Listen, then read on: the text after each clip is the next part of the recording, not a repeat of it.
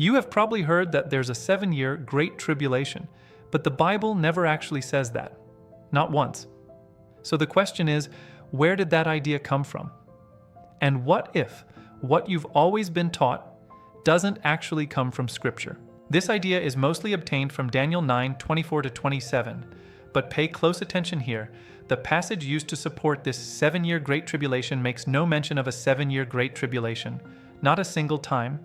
In fact, Jesus used that same passage to prove that there is no 7-year Great Tribulation. In Daniel 9:24-27, Daniel received a revelation from an angel, where he was given 70 sets of 7-year periods for certain events to take place. Now watch this carefully. In the final 7-year period, he was told that there will be a prince or ruler who will come and confirm a covenant for a 7-year period. Then Daniel 9:27 says that in the middle of the 7-year period, he will put a stop to sacrifice and grain offering, and on the wings of abomination will come one who makes desolate. Notice what's missing. Nothing about a 7-year Great Tribulation is mentioned in Daniel's vision. Rather, we are told that in the middle of that 7-year period, there will appear someone or an event known as the abomination of desolation. This is an important point to note. Now here is where this becomes critical for us.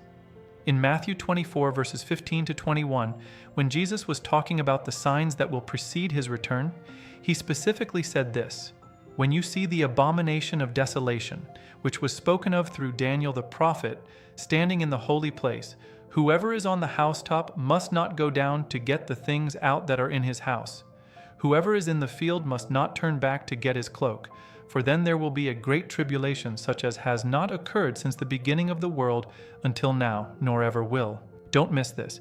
In the words of Jesus, one of the signs that will precede his coming is the abomination of desolation, which Daniel talked about. And when we see this abomination of desolation, those living in Judea should flee. Now think about this. Jesus was not concerned if people stayed in the region of Judea prior to the abomination of desolation taking place. But once they see that event, they must flee. Why?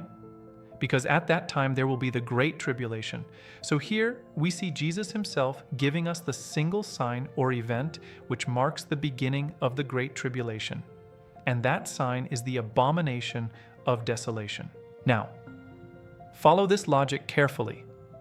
If you have a 7-year period, and in the middle of the 7-year period the abomination of desolation takes place, which marks the beginning of the Great Tribulation, then you only have half of that 7-year period, which is 3.5 years, for the Great Tribulation to take place. And that is exactly what the Bible teaches.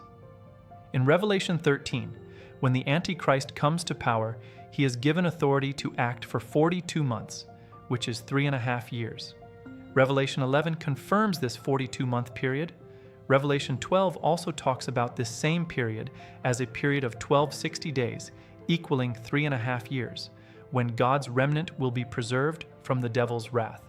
Daniel also talks about this in Daniel 7, noting that when the beast comes to power, he will be given power for a time, 1 year times 2 years, and half a time, half a year, representing 3.5 years. So the Bible is emphatic that the Great Tribulation will last for 3.5 years. This directly contradicts the pre-tribulation rapture teaching, which claims the Great Tribulation lasts for 7 years. Now, here's another critical point. In Jesus' own words, the Great Tribulation does not start at the beginning of the 7-year period. Notice that. Rather, it starts at the point when the abomination of desolation takes place, which is in the middle of the 7-year period.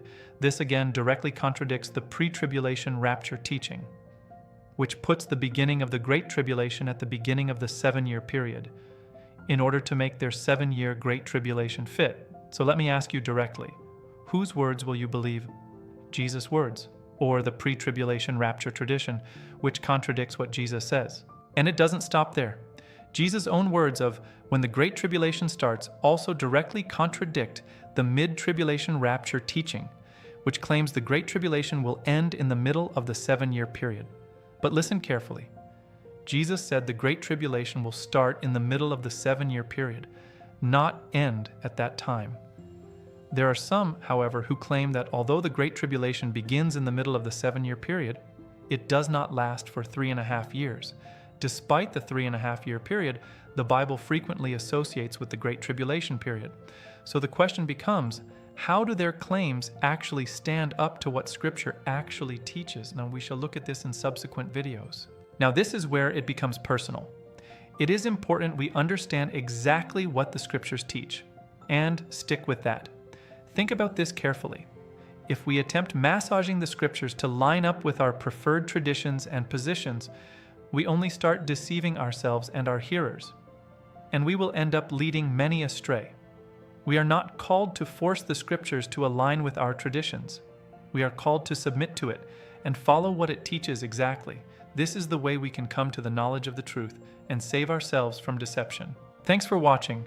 Please like, share, and subscribe. And for more biblical resources on the end times, see the video description and pinned comments. God bless you.